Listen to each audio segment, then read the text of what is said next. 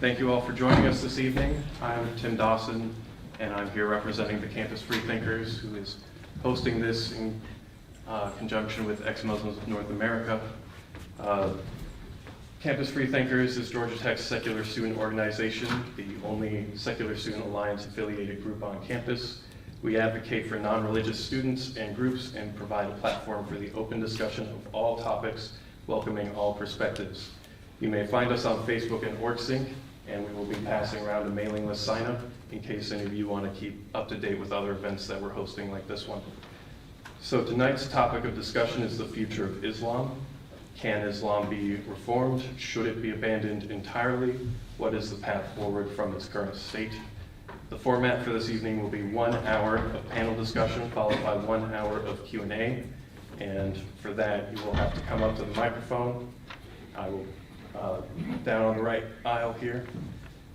And during the discussion portion, I will try to make sure that no one speaker monopolizes the time. I'll try to be polite about it. And I will let our speakers introduce themselves. So let's give them a round of applause.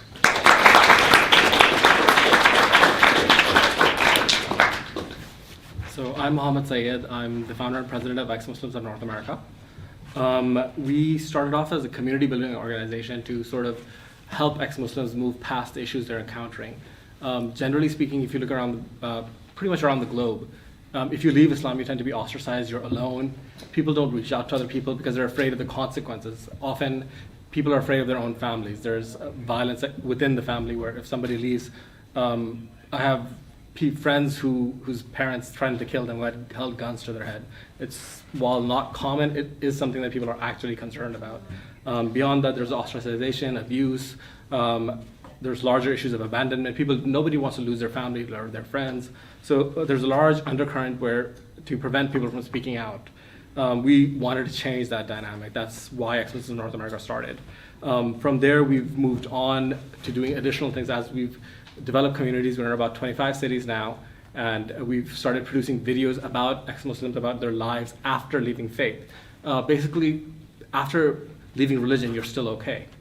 People move on, life goes on, people are happy. It's possible to abandon God and live a full, productive, rich life.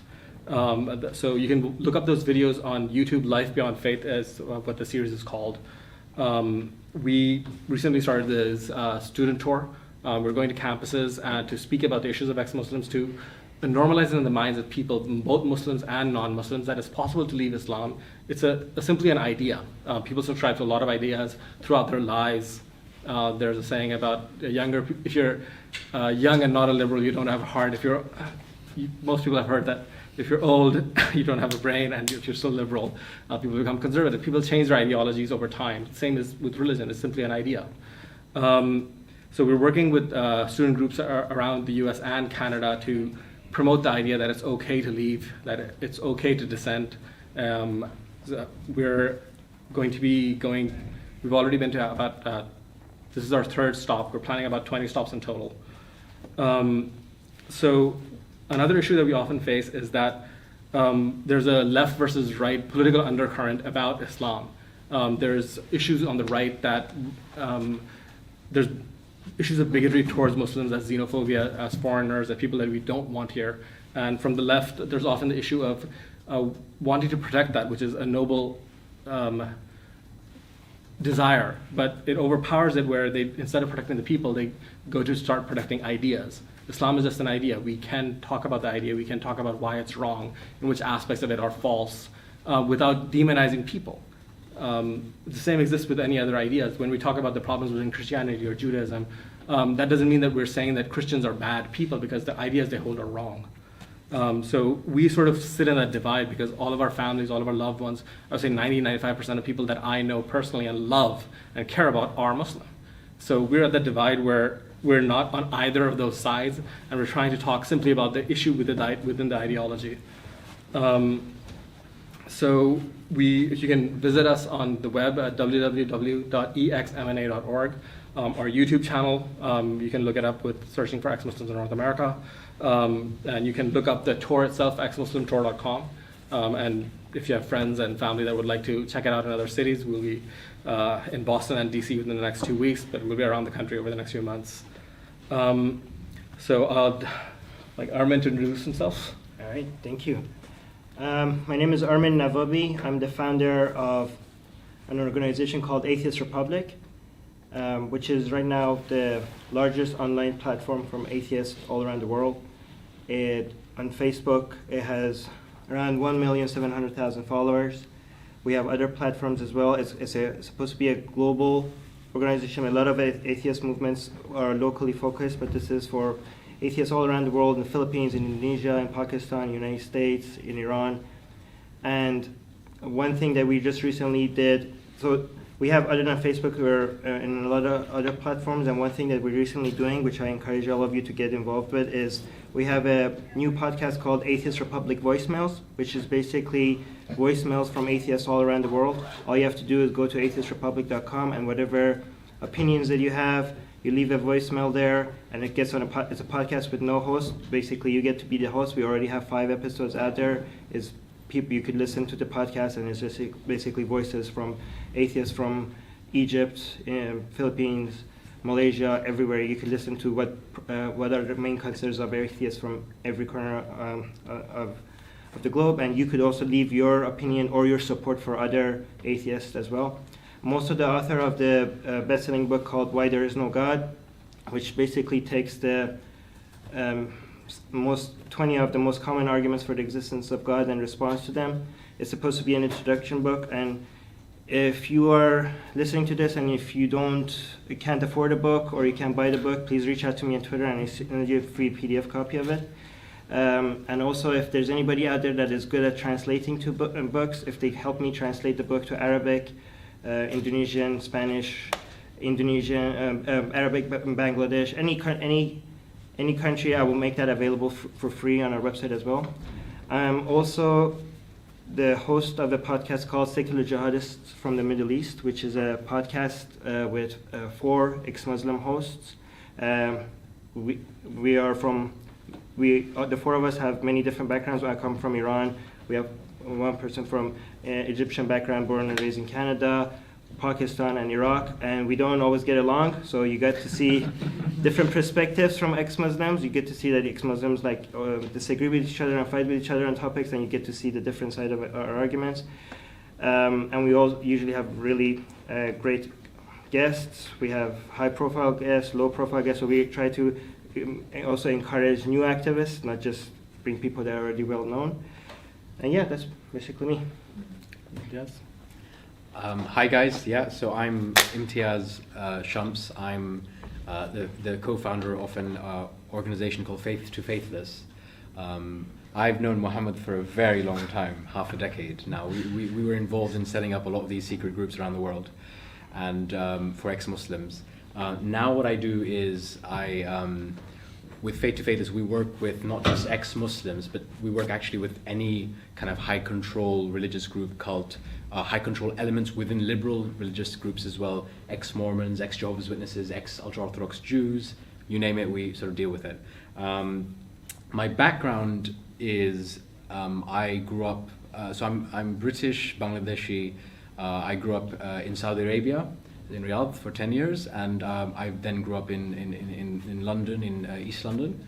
And one of the things I always say is, interestingly, it was actually more difficult growing up in East London than Saudi Arabia, because in Saudi Arabia you're not fighting anything. Like it's a theocracy. In London there's this identity politics, and so it's actually quite difficult to have different views in some ways. Obviously, it's entirely dependent on whether you're Bangladeshi in Saudi Arabia or whatever, or Arab or Saudi or whatever. But I always think that's quite an interesting kind of observation in terms of why Faithless does what it does. In my view, a lot of the problems with Islam are actually found in other faith groups as well. There's obviously very clear political differences between some of them, but many of these high control elements are the same. So if you look at Jehovah's Witnesses, they have shunning doctrine. If you look at ultra-Orthodox Jews, they have informal shunning. If you look at Scientology, there's this idea of a suppressive person, and you get a range of things. So for me, the focus is on the human rights of the individual to leave. And it's my belief that a lot of Muslims, like I used to believe, say Islam, you have freedom of choice. Then I want it to be proved. That's it. Right? And it's easy to make that discussion if you're talking about lots of faiths, I think. So moving on to the topic today, a lot of us believe, or when we talk about the fact that there are problems within Islam, there are certain percentage of Muslims that do not see any problem within the faith itself, that all problems are caused externally. But for those of us that do see a problem within the faith, the question arises that how do we move forward? What changes need to happen? So often when confronting that problem, people talk about reforming the faith, changing the faith. Within that, there are various groups. There are what I would call reformist Muslims, that they're willing to acknowledge that there are problems within the doctrine of Islam, or if they're not willing to acknowledge that there are actual problems, there are parts of it that are obsolete. So stoning women for adultery, for example, there are some that would say that was a 7th century idea. In the 21st century, we have better justice systems. We don't need to go down that route. That's sort of a reformist perspective. And then you also have progressive Muslims. Their perspective is that they usually adhere to modern human rights norms, be it gay rights, women's rights, equality, free speech. But they come at it from the perspective of that originally Islam supported all of these ideas. And it was corrupted by preachers, by patriarchal scholars, and the original essence of Islam was great and perfect and modern and humanistic. That is sort of the progressive perspective. Then you, as I was mentioning, there are moderates or conservatives that often they are unwilling to acknowledge that there are any problems. It's revealed perfectly, it's divine, there's nothing that can be wrong with a divine command. The Muslim Brotherhood in Egypt, they talk about, regarding all the problems, Islam is the answer. So if you're starting off from that point, reform obviously is not on the radar because you already have the truth. One of the things that Armin was mentioning about disagreement, ex-Muslims, like any other group, disagree on a lot of things. We also disagree on reform. What is the path forward? There are different perspectives, and I'm sure we will disagree on this panel as we move forward. Oh, yeah. So I'll start off with how do you guys view reform? What does reform mean? I think when I think about reform, I like to just kind of step back a little bit, because for me, if I'm going to think about reform, first I want to reform the ability to have a conversation, because I think that the problem you have is, and this fits in with this normalizing dissent concept, which is that you just can't talk about it. Like, even if you're a Muslim, right? Even if you're a Muslim and you say something like, "Hey guys, you know what? That verse on the verse about striking a woman, daraba," you'd say, like, "You know what, guys? Actually, we should probably not go ahead with that as a theological construct we want to take as important today." You can get attacked, right? So there are Muslims that have said that, and so if even Muslims cannot have a conversation about some of these things, what hope does anyone else have, right? So for me, the first thing is not to even discuss should Islam be reformed, but what can you do, what can you do to reform the ability to have a conversation? Does that make sense? Yeah. So there needs to be a space, yes, wide enough exactly, space where you can have dissenting views. And I personally experienced that when I was leaving, before I left. So in Islam, there's the primary scriptures, which is the Quran, which is the word of God, immutable from an Islamic perspective. There are secondary scriptures, which are the words of the Prophet. And the secondary scriptures are much wider in scope, so they have a lot more messed up things in there. So often if you talk to people that are leaving Islam, it starts off with, "I don't believe in the secondary verses, the word of the Prophet, the hadith. That doesn't make sense." And then they become Quran only, and then eventually they're like, "Okay, I'm out." I had like a 3-week Quran only phase, and I was like, "Wait a second, some of the hadith, some of the Quran also says some of this stuff." Yeah, so. exactly. The Quran tells you to follow the example of Muhammad. How could you do it without having the hadith? Yeah. To be religious generally requires some level of dissonance. Yeah. So I had a conservative friend that I was talking to about this, and he was, "If you disagree with the hadith, you're no longer a Muslim. You're worth it." Like, just on that. Going back to the topic about reform, what do you think? Well, I think reform is, the reform movement is this movement by people that recognize that there's a problem with Islam, but are too chicken to point it out. It's a politically correct version of trying to address this problem without suggesting to people that maybe we should just not be Muslim, right? So they think that's too controversial, so they come up with this argument. Wait, yeah. So they come up with the more PC version of like, maybe we can make this thing better. But and the interesting thing is that this modern, when we talk about reform, we have to understand that reform means different things to different people, right? Historically, if you look at it, the people that were reforming Islam, didn't see themselves as reformists. They saw themselves as people that are taking Islam back to the original, back to what it was, right? This modern reformists that admit that they're reformists, this is something new. This is something new to suggest that, Islam needs correction, because how could the word of God, the perfect word of God need correction, right? So the people that are suggesting, like, maybe there's different ways that we're looking at this. This is very strange to many Muslims, because they kind of for many Muslims, they are trying to introduce human modern standards into the perfect rules of Allah, right?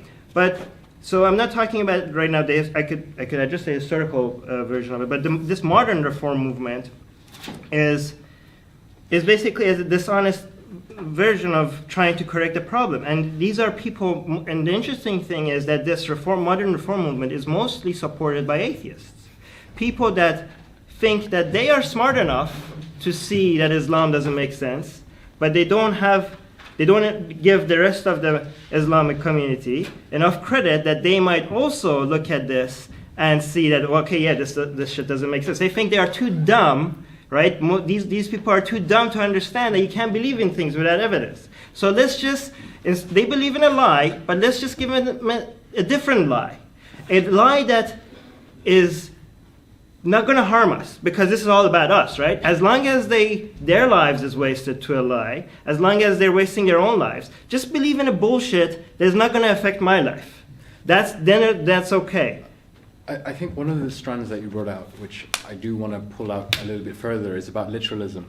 Because in my view, one of the biggest problems that Islam has is even the progressive Muslims will believe that the Quran is the actual word of God. So I'll give you an example. There was I won't mention any names, but a very well-known progressive Muslim scholar, and she was reading Surah Al-Kafirun, which is the surah of the kafirs, basically, right, the infidels. And the khutbah, the sermon was very much like, this is great, the deeper meaning is this, all that.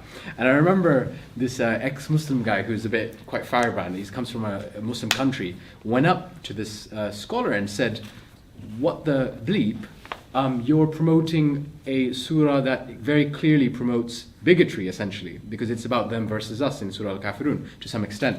Mm-hmm. And that really blew my mind, actually, because I was like, you know what, that's true, because she actually is a literalist.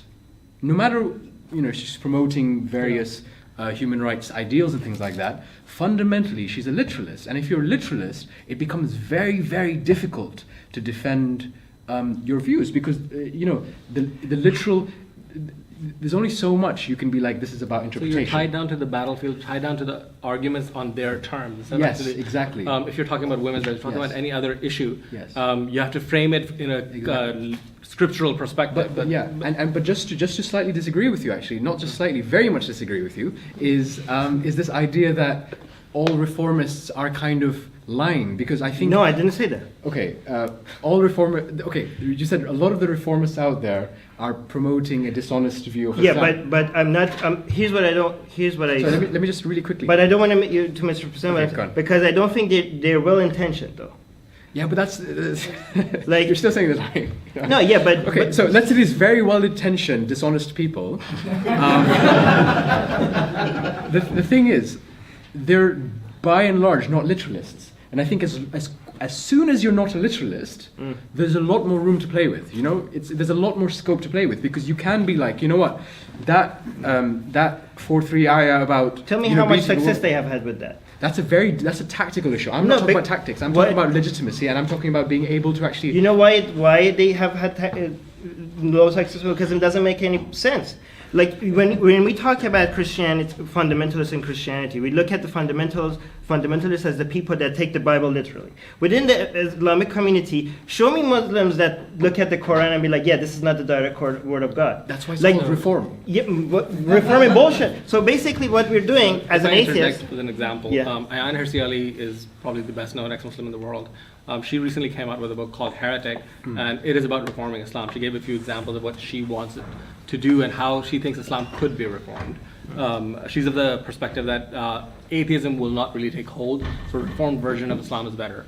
And the primary point she was making is that the Quran is taken literally as a word of God and protected by God, perfect for all time. That we need to move away from it. If you look at the Christian side of it, the Bible is divinely inspired. There's a huge distinction between men writing down something that is divinely inspired and something that is the word of God. And so she said we need to view it, the Hadith and the Quran, as divinely inspired. Okay, let me tell you why that's bullshit, though. Yeah, I'm going to. So as a response to that, like, Muslims are outraged. And even in the West, Muslims are outraged. So this is a quote from an article in Time magazine by a moderate Muslim. Sorry, this will be a little long, but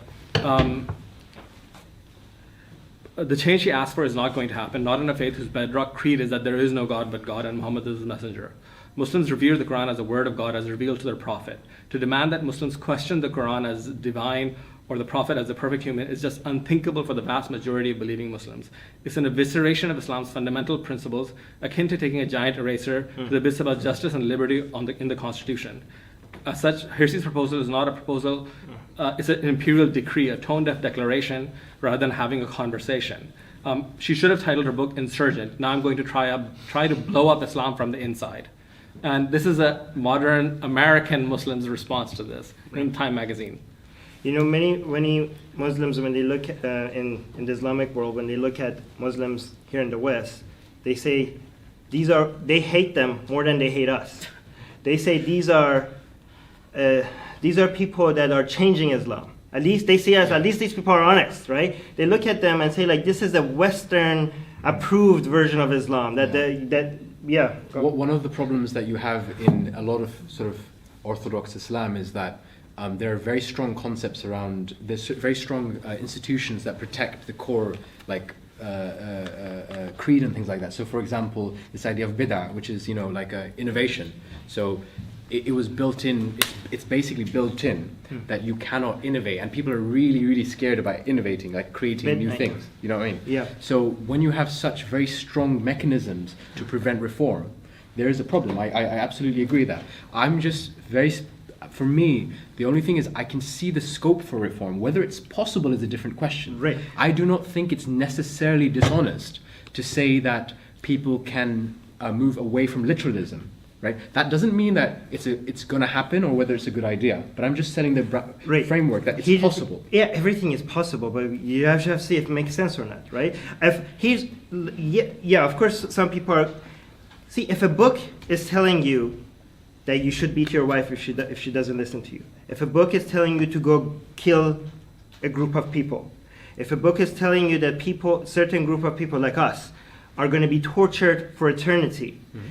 That's not a book that you reform. That's a book that you throw in the garbage. That's a very different point to make, right? But that's my point. So, for example, if the book talks about slavery as an accepted institution, right? That's a book that you throw away. No, but we can accept that Muslims today, we're not talking about Muslims, have reformed that point. Wait, no, Muslims have. There's a difference between Muslims reforming and Islam reforming. When people point to Muslims and like, oh look, how could you say Islam is this and that? Look at all these Muslims that are being liberal and progressive and stuff. Like, you can't reduce Muslims to just Muslims. Muslims are much more than just Muslims. Everybody is impacted by many different ideologies, and most Muslims are better than Islam, right? To talk about the slavery part of it, slavery was abolished during the British Empire. It wasn't abolished. There was no anti-slavery movement within Islam. Right. The British Empire forcibly removed slavery in most Muslim countries. Yeah, which is ironic because, Yeah. whole colonialism thing. Saudi Arabia was never colonized. Yeah. Slavery was not removed. Yes. In the 1960s, America pressured Saudi Arabia to end slavery. That's when it ended. And the problem is that even to today, there's still movements to sort of I wouldn't say bring slavery back, but it's almost accepted. So in Mauritania, I think Yeah. there's problems with slavery. But Mauritania was a few years But ago. I want to focus on the point I was just making, that you can't reduce Muslims to just Muslims. People have many different ideologies in their mind, and some of them are contradictory, and they're always competing with each other on what influences your behavior, right? A lot of Muslims are like, you could be a Muslim and you could be a humanist and a gay rights activist. That seems like a contradiction, but guess what? People have self-contradictory ideas. And the good thing is, because most people, not just most Muslims, are good people and kind people, it's easier for the more humanist values to Shine through. yeah. I mean, But we need to get those. I think it's and very the way difficult to, to the way to divorce. fight Islam is to get those humanist values in, rather than trying to change that Islam and be dishonest about what it represents. Here's the thing: you can't if you understand something to be a lie, you don't replace a lie with a different lie. You just expose the lie as the lie that it is. what is the definition of a lie? So if someone says we shouldn't be taking Islam literally, right? Yes, you can point to verses that say you should be taking me literally. Yeah. But you can also point to the historical fact that people also said we shouldn't be taking this literally. There were certain movements, like, I know people often point to the Mu'tazili as like this, perfect example, but I don't. But Yeah. but there were conversations within the Mu'tazili which were considered sort of early Neoplatonist. where they would say that if you figure something out in your brain that contradicts scripture, you should throw the Reason, scripture away. has reason primacy trumps, over So the revelation. fact is that existed. Yeah. It's not a perfect solution, Yeah. but it existed, and the fact that existed gives me some hope. I'm not saying that I believe in reform necessarily. That there are places for Muslims to go to who do want to reform, actually reform. So my concern with that is that existed for a short period of time, but it was turbulent. It's a couple of hundred years, though. No, it wasn't. It went up and down. It was largely caliph to caliph. So if caliph supported it, it continued. So Yeah. it's more you're dependent on the whims of the dictator on top of that is Yeah. willing to enforce that Yeah. or not. There was Yeah. never a broad-based movement where people Yeah, that's itself true. accepted it. And- And whenever we have some sort of positive movement, due to the fact that we're still tied to the Quran, we're always pulled There's back. always to and fro. The I agree. problem with Islam is the Quran and the Hadith, right? No matter what Muslims do, even if nobody followed the Quran, I could still point at the Quran and be like, this is a horrible book. Nobody should follow that book, even if there was not a single person that was a victim of Islam. An example of that, I think, would be if you look at how ultra-Orthodox Jews, in my work with Faithless, how you can be Jewish and completely secular and treat the scripture as, hey, these are just some things that some people said. History books. Yeah. There's always a risk that you can become an ultra-Orthodox Jew, and in fact, they go around and they actually try to. There's this bus that goes around which will point to people and go, "Are you Jewish?" And they'll be like, "Yes," and they'll be like, "Come on!" And it's like a big music thing. And I'm not making this up. I know this sounds crazy. England. I'm not making this up.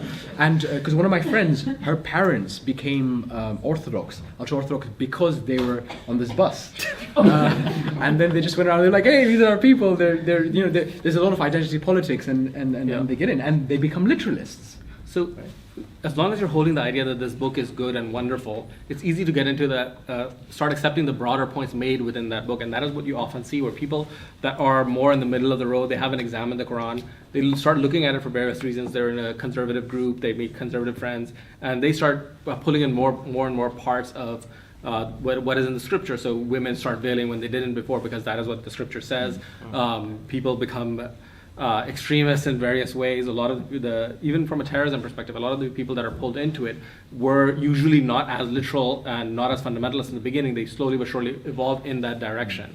So the bigger issue is, should we be viewing this book from the 7th century as moral, as good, as perfect? So if that changes in the minds of the average person, that the 7th century idea reflects the barbarity of the 7th century, then perspectives can change. I wanted to use an analogy for this, but I was told not to.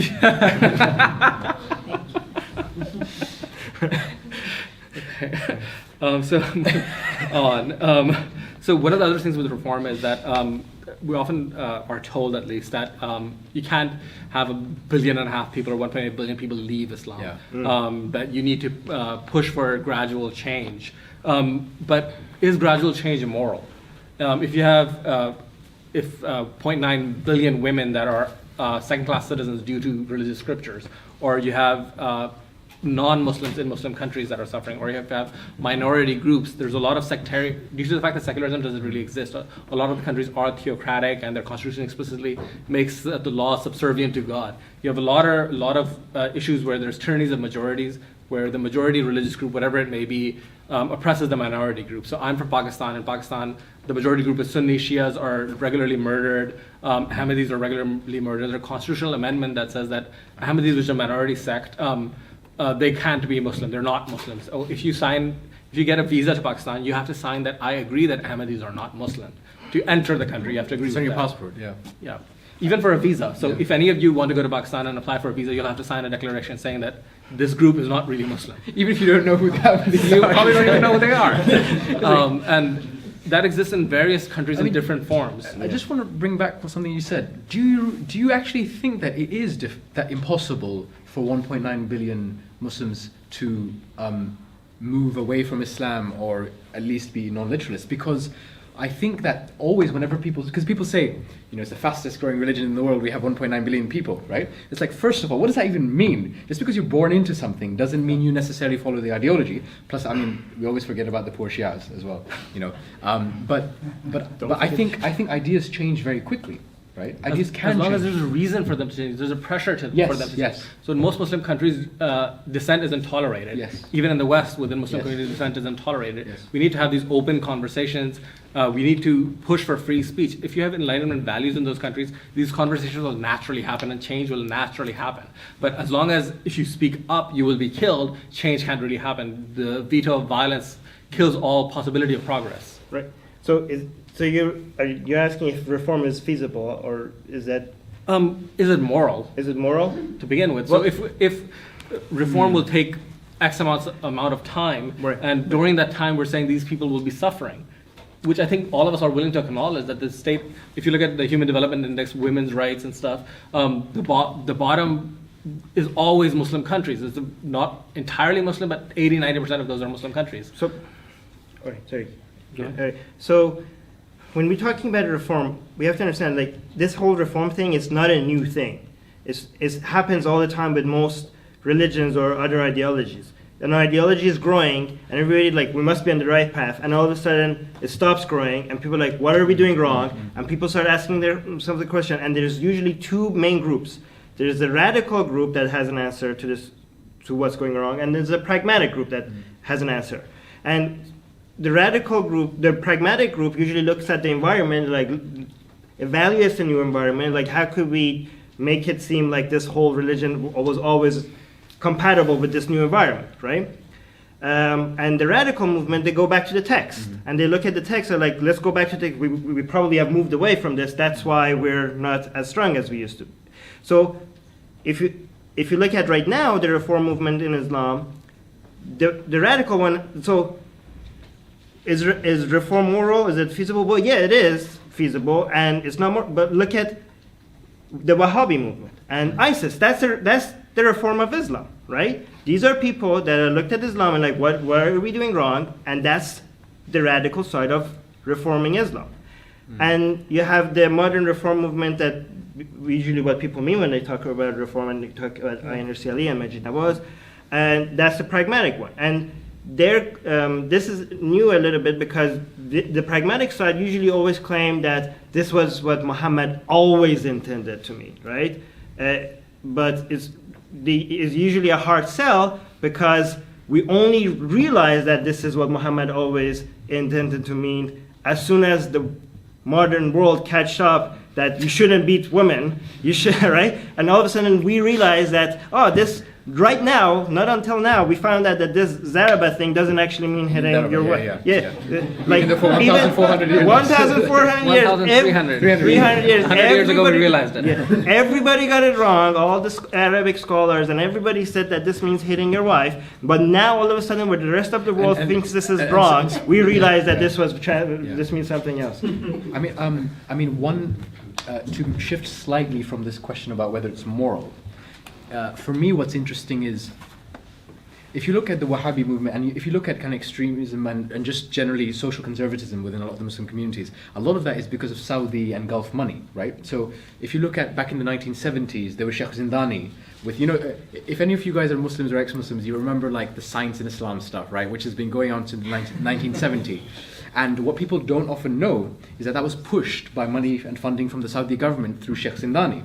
And that was in the 70s. It then got taken by Adnan Ukhtar, Harun Yahya, who now has a weird cult with 12 women that promoted. I don't understand him very much. But the point is that there was a lot of funding. Yeah. And so when you're pumping billions upon billions upon billions of dollars into the world to promote specific ideology, how are you going to fight that? So the issue is there's nobody to fight that. Yeah. It's not just about money. There's There are also other no countries people- that yeah. had money that could have fought back, but these guys were saying we're going back to the original Islam. And there was no counter argument to that because according to most Muslims, original Islam is perfect. So that is why they were able to gain currency. If there were other Muslims that were saying, Muhammad did certain things wrong, the Quran was wrong in Then certain that could ways, be kind of- then yeah, there could yeah. be a counter push. They don't have the language, they don't have the ability to push back against conservative Islam because that is adhering closer to what the texts actually say. That is why the Saudi Wahhabi movement has been so successful. Every single country has gone backwards as a result of that.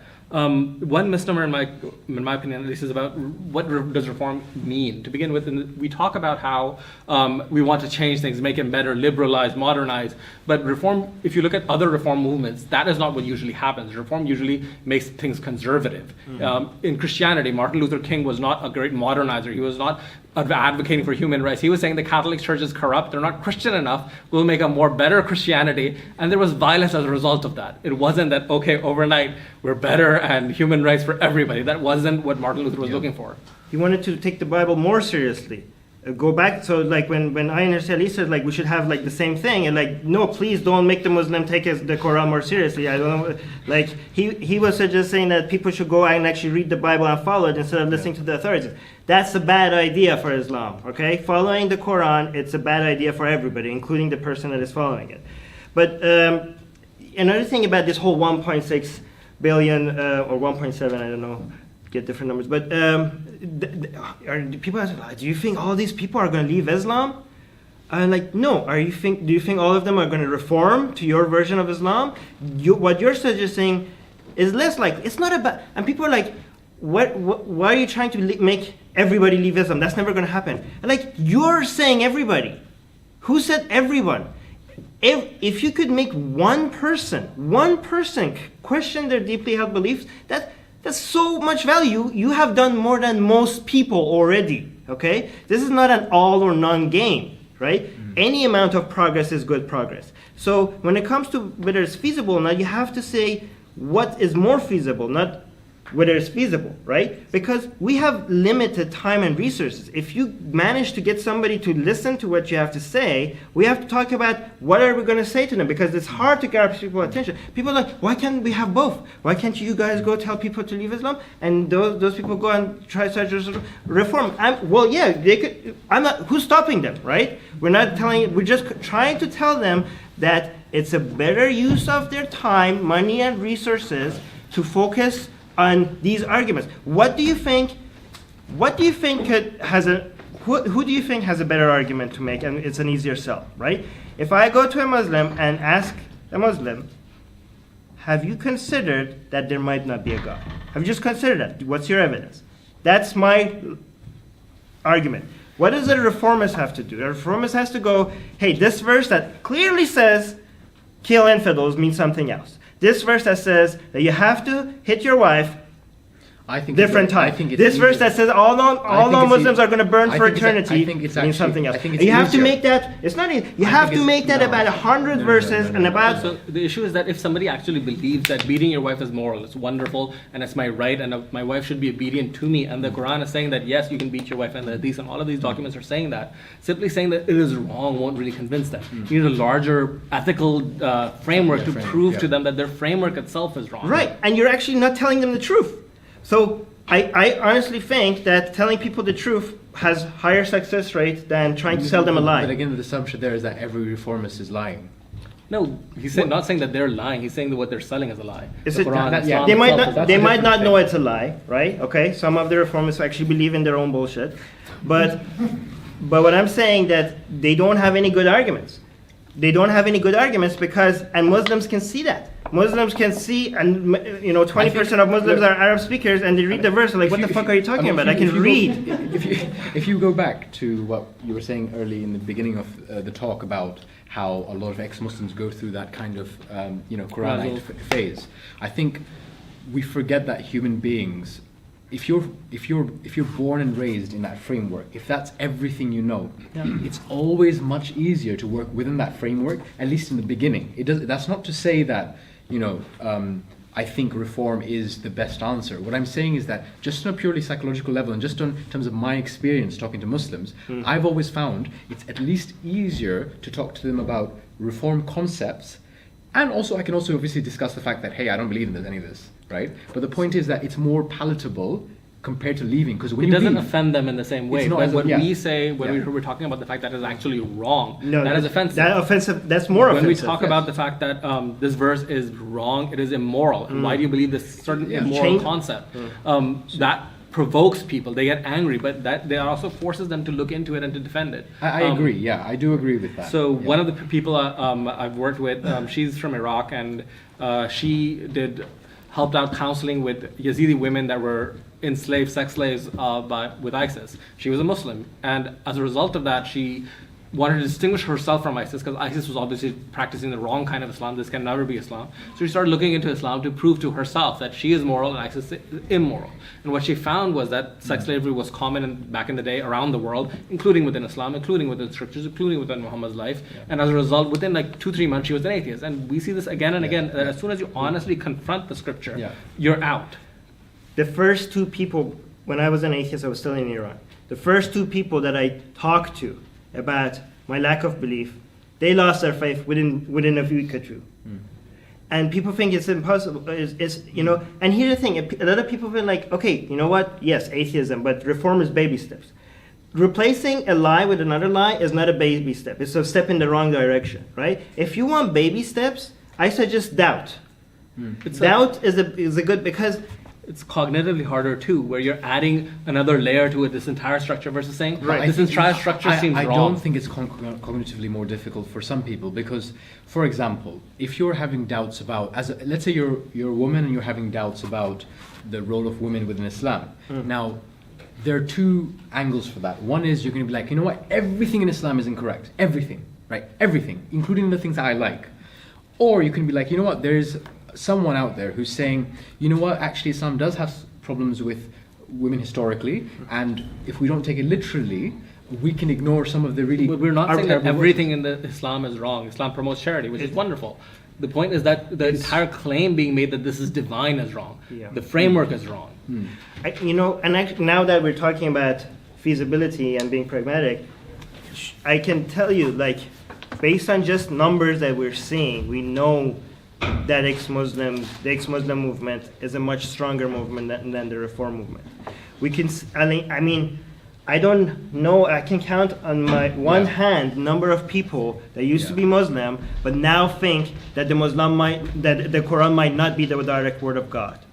But how many ex-Muslims do you guys know? A lot more ex-Muslims. Generally speaking, at least my experience has been that as soon as you start questioning whether the Quran is valid or not, the floodgates open. Yes. And in fact, I know a lot of reformists who've left Islam, but they don't do it publicly. Because, or they do it privately with their friends. So that's a different question. That's okay. Because if you don't die for your atheism. It depends on where you are. So if you're in America, if you're in America and you're a Muslim, you left Islam, and you're not willing to talk about it publicly because of positioning, because of you want to protect Muslims. So Fareed Zakaria, he's a CNN host. He talked about the fact that he doesn't believe in Islam. He's haven't believed it in like 30, 40 years. He hasn't been to the mosque. And he's never identified as a Muslim, again, for the past 4 or 5 decades. And recently, after Trump, he identifies as a Muslim, and he's doing it as a political statement to stand shoulder to shoulder with Muslims that are being discriminated against. He regrets it right now. No, he doesn't. No, you know how many people, he didn't get any pushback from non-Muslims. The people that attacked him were Muslims. Yeah, sure. But he was saying that I'm going to stand up and be counted. He was drawing a parallel to the Holocaust, that if something bad is going to happen, I am with these people, I am of these people. But my perspective, and I'd love to hear your thoughts on this, is that you can stand shoulder to shoulder with people without needing to identify with them. Your civil liberties, I will stand up with you till the end of times, do whatever I can to stand up for. And that's what being American. Yeah, sorry for the UK and Canada people, but generally, we stand up for everybody's civil liberties. It doesn't matter what your ideas are, whether they're good or not, whether we agree with you or not. We all are equal, and we won't let anybody suffer or be discriminated against by the government at any rate. I think that identity politics is a bit of a problem when it comes to stuff like this, because people they'll forget that rights should be for everyone, including filthy atheists. You know, they should be for everyone, and the problem is when you stand up shoulder to shoulder with Muslims in order to protect them, you're essentially saying they cannot be protected by non-Muslims. Essentially, you're saying that if you don't believe, I am not as useful as if I'm a Muslim, and that for me is actually quite dangerous. It's quite dangerous because what you're saying that rights should be about identity politics. So one of the other issues is that often it is framed as Muslim as an identity. That all of these people from all of these countries, Pakistan, Saudi Arabia, they're all Muslim, which isn't really true. There are a lot of people in Saudi, like there was a survey, 5% of Saudi Arabians are atheists. Large numbers of people are other religions within those countries. But by homogenizing, you make it harder. On the other hand, if you say that I am from Egypt, I don't believe in Islam, but I believe for the civil liberties of every single Muslim everywhere in the world. We believe for their right to live a peaceful, fulfilling life everywhere in the world. That's a very different conversation. There are plenty of Pakistanis that don't believe but want everybody to have a good life. Right, you know, this is what I tell Muslims that get offended, and they usually group us with the bigots and the people that are against Muslims. The far right. I tell them, listen, it's better to be offended than to be discriminated against, because we will challenge your views, but we will stand with you against the people that are challenging your rights. You would want us to be the people that are against Islam, because we are not against you as Muslims. And another thing I point out is but when you attack Islam, you're attacking us. You're attacking Muslims. And you have to put. We try as much as we can, especially because we used to be Muslims, to put ourselves in their shoes. And I try to suggest to them to try to put yourself in our shoes, but it'd be very difficult for them to do that. But I give them an example. Here's the thing: because we are against Islam mostly because of our care for victims of Islam. And the number one victims of Islam are Muslims. And it's hard to get, because Islam is a deep part of your identity, and it's hard to explain that. But what I suggest to them is listen, if Islam is true, the most dangerous ideology in the world is atheism. Because all these other ideologies in the world are basically harming you in this life. But atheism is robbing you of an eternal afterlife. And if you are a Muslim and you're not fighting atheism, I don't know what's wrong with you. Because I don't see, and I try to say that if you are fighting atheism, I see that as you caring for me as an atheist. I don't see that as an attack on atheists. I think you are kind and moral enough to try that you're trying to save me from eternal torture, and I appreciate that. So we disagree on whether Islam is true or not. But given that I see that from somebody that is fighting atheism as an ideology, given that I appreciate the reasoning behind that, could you also see that our attack on Islam, from our perspective, even though it's maybe offensive when you listen to us, can you see that from our perspective, it's actually trying to help humanity? Maybe we're wrong. Maybe you're right. And I hope you could prove me wrong if I'm wrong, because I don't want to burn in hell forever. So I hope you could reach out to me and save me. You don't want to miss out on those rivers of milk and honey. Huh? Yeah. No, I'm more concerned about not burning than that. But I hope, yeah. But one aspect of that is if you actually view, and some Muslims do, atheists as much more than an existential threat, the afterlife. So that is where the idea that it is better to cauterize the problem, to kill atheists, so that they don't infect other people. So if I'm talking to somebody and their kids may become an atheist, it's much more dangerous because their kids will lose their afterlife. So it's easier to end ex-Muslims and prevent that from happening. It's a very different thing when you're talking about how do we have these conversations versus how do we silence these people. I had someone when I left Islam come to me, and they didn't want to have any debates with me because I grew up very orthodox and reading a lot about Islam. So they didn't want to have any kind of debate. But they said, Imtiaz, like, look, you can believe what you want, just don't turn any of the other children away from Islam. I was like, I don't do that. I don't specifically go out, going to people going, hey, leave Islam, because I'm not interested. I do that. That's absolutely okay. The point is, it should be okay. One thing I do want to touch on, actually, drawing on your point, is it makes Islamophobia, that word, makes it very difficult to actually, first of all, discuss Islam, and second of all, even defend the rights of our Muslim friends, family, and things like that. Because with Islamophobia, you're saying the idea and the groups are the same thing. Yeah. And it's used often like that. And one thing I always say is the biggest Islamophobes under that definition are the Shia, if you're Sunni. Because the Shia... No, it's the Sunnis. No, but for some context, he was Shia before he left Islam, he was Sunni before he left Islam. But basically, like, I've talked to some Shia imams, and the things they will say about, like, Abu Huraira, right? If I, as an ex-Muslim, say that now, Abu Huraira is one of the hadith scholars. He did 2,500 something odd hadith. He was only with Muhammad for 4 years, so he's very controversial, especially under the Shias.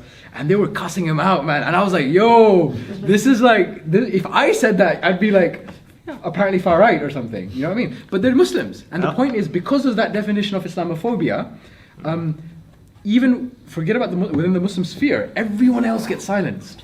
And it's a very, very, very shit definition. So I just want to make it clear that Muhammad clearly said that Ali has to be the next He couldn't have made it any more clear. I don't understand. Ali himself specifically stepped down. Ali stepped down. Because he was trying to bury Muhammad while you guys were too busy figuring out who gets power. Well, the point is, so 40-minute argument about fiction. Hey, people argue about Game of Thrones and stuff like that. Okay. So one of the things that you were talking about was the person that you talked to was worried about you infecting other people and making them leave religion. I've seen that even if you're not trying to, that happens automatically. Yeah, of course. The issue is for most Muslims, the idea that you can walk away is such a foreign idea. And that is why one of the most common lines we hear from ex-Muslims is, I thought I was the only one. Exactly. I left, I'm crazy. There can't be other people around doing the same thing. So one person leaving opens up intellectually the idea that it's possible all these other options open up, and people start looking into that. So just the presence of ex-Muslims in those communities being visible and being happy and living their lives changes the dynamic dramatically, and we see this a lot. So in one of the guys that I worked with that joined one of our chapters, he joined like 3 years ago, and at that point he was in the closet. He was 19 or so. He didn't know any other ex-Muslims, and he was afraid about how to speak out to it with other people. Fast forward 3 years, all of his siblings have left. His dad, who was conservative, doesn't really care anymore. The only compact that he has with his father is that don't tell your mother, she won't understand. So one of our guys in Toronto. So we hear these stories all the time. So we work with a lot of ex-Muslims, and this is a common phenomenon where one person leaves, and there's a network effect, family, cousins. One of the funnier ones from my perspective is somebody left, they convinced their dad to leave, and their dad is talking to people in Pakistan, not saying that leave Islam, but poking it. This part of the Quran doesn't make sense, man. And there are heated conversations between somebody in America and somebody in Pakistan that are family about why this is right or wrong. I mean, one thing that I find very interesting in Faith to Faithless, and I'm gonna say as it is that I think there are ways to practice Islam that are very cult-like, and there are ways to practice Islam that are where it's like a religion. And for me, the difference between the Jehovah's Witness and if you're from an Orthodox Muslim family is, can you leave? And I think one of the biggest problems faced by Muslims today is that unfortunately a lot of how Islam is practiced in the conversations people have about Islam, they'll say it's a religion of choice, but actually it isn't, because first of all, you can't really leave. Within an Islamic state, you'd be killed.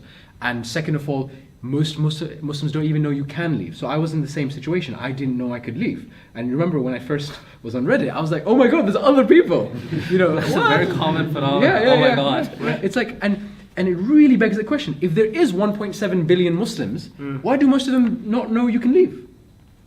And It's very scary But- how the concept of leaving makes it move away from a religion to sometimes very cult-like. And we need to get Actually- away from that. actually, this is also, a very just an good- FYI for the room, about 13 countries, there's a capital punishment for leaving Islam. You will be killed if you leave Islam. Other countries, there's jail time, there's other issues, but in 13 countries today, in the 21st century, leaving a religion will get you killed. Can I just say something? Actually, your point is very important, because a lot of people think that Islamic countries are too religious for people to leave their religion. So maybe it's a lost cause. It's not. But I argue that it's actually the other way around. In countries where less people have been introduced to this option, you're going to get a lot more people leaving religion because they get introduced to this option. There are a lot of intelligent people there that the only reason why they're not atheists right now is because they never considered the option. Yeah.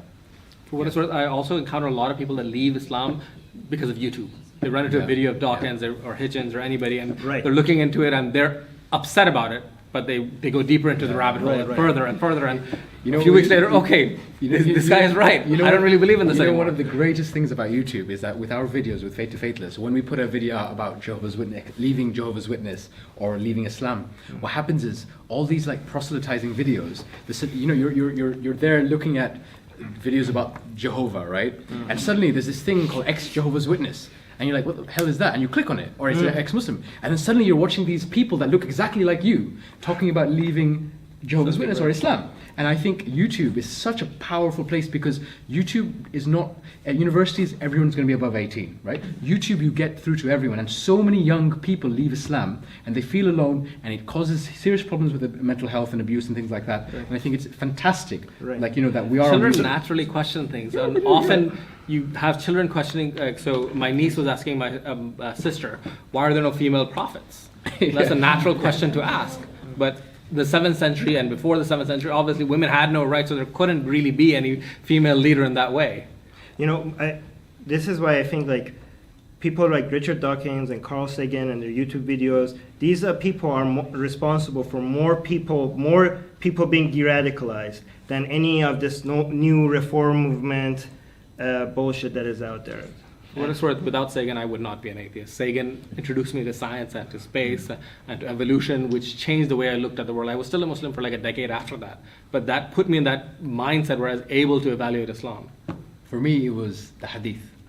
You were saying about being young. Yeah. One of my earliest memories is my first book was the Riyadh al-Salihin, which is it's a collection of hadith.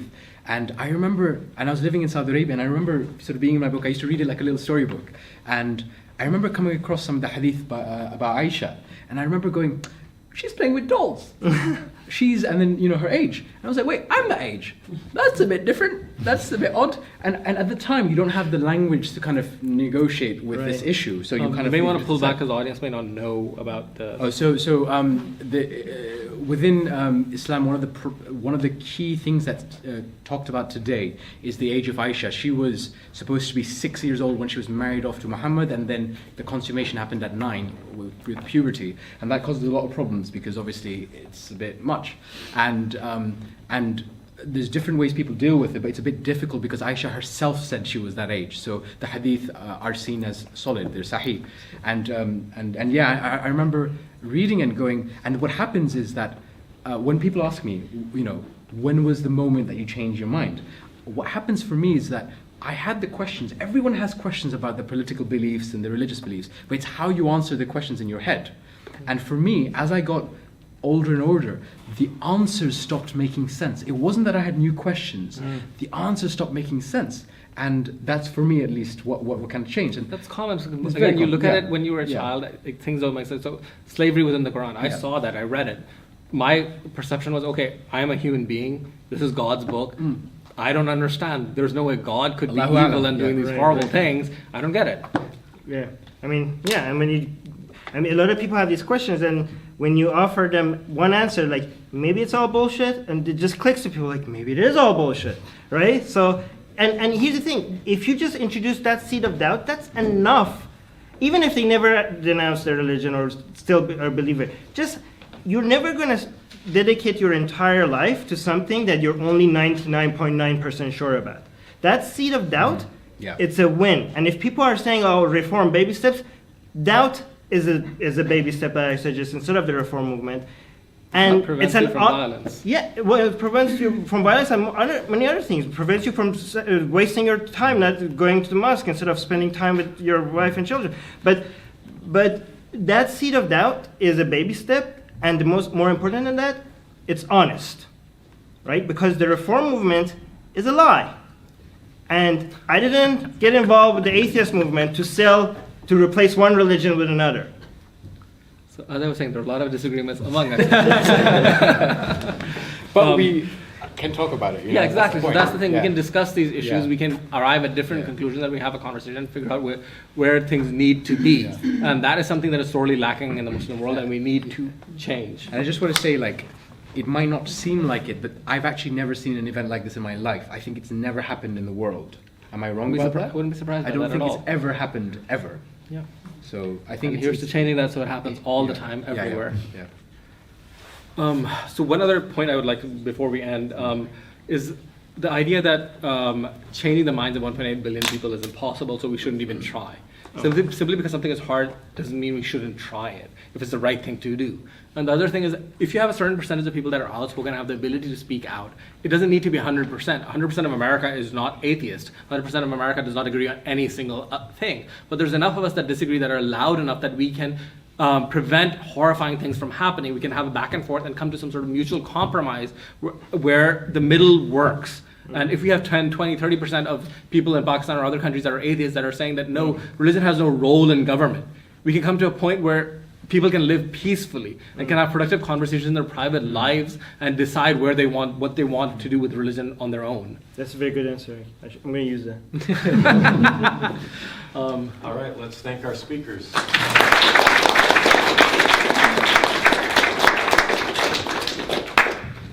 So we have a full hour for Q&A.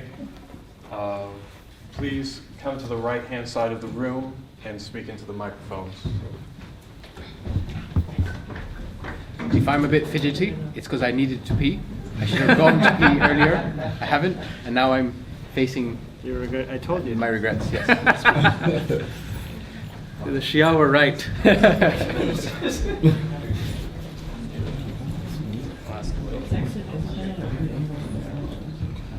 As a quick side note, please keep your questions brief. I don't want to have to take the microphone away from you. I have a lot of questions, but I'll go with the first one.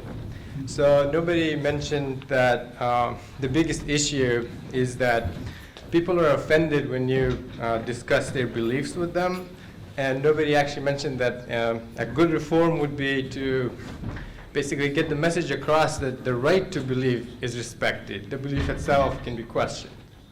And I wanted to know what you guys think of that. I agree. Yeah, I mean, that's the whole point of telling. This is why I use analogies like when I tell Muslims that, look, you should fight atheism, and I fight Islam, and this is not a personal attack on each other. This is one way that I try That's to. a very good point. This is one way to try to show that we could get along. I could fight Islam, you could fight atheism, and we could go have non-alcoholic drinks together after that. We can have different drinks. I can have my alcohol. All right. So, given that Saudi Arabia and Iran are one missile launch away from war right now, I mean, you guys up here, the Sunni and the Shia, I mean, you were playing around a little bit, but I mean, those identities remain. Like, given that conflict creates this identity, like, this solidifies this identity, is reform even possible for those people who probably need it most right now? I'm against the idea of reform in general. We can move past religion entirely. So Christianity, it took 500 years to get to where we are, and we're still struggling. Doctors are being killed for doing abortions. Do we want the Muslim world to suffer through 500 years to get to where we are today? If we can leapfrog it, we can move to where we are today. Or maybe even 50 years from now, the Muslim world may be more progressive than the West. It could happen. And another thing I want to point out is that just because we disagree with people doesn't mean that we can unite with them on things that we agree on. So if I find like a Muslim that is fighting for gay rights, I could be like, well, that's bullshit. That's a contradiction between Islam and gay rights. But while we both agree that we should fight for gay rights, I can work with you, right? So we could disagree on some things while working with them on other things. And when you go to some countries, like somebody told me, like, if ISIS is attacking village, are you going to go tell them, instead of bombing ISIS, are you going to tell them go try to sell atheism to them? Like, no, of course not. We're talking about long-term planning, a long-term solution. Have you heard the good word of Darwin?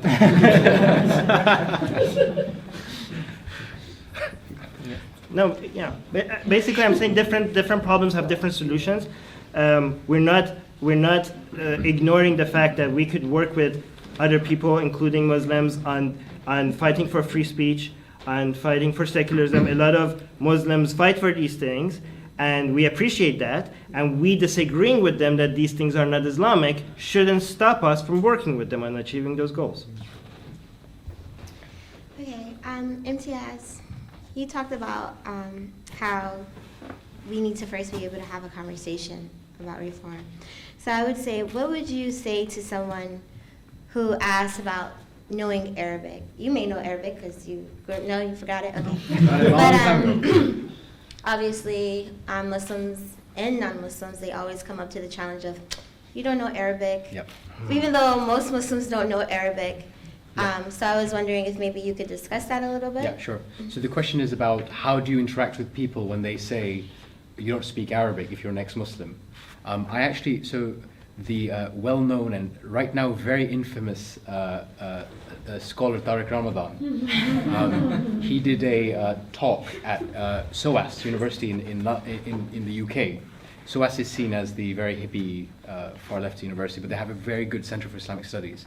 Now, it was about decolonial constructs and ideas through Islam.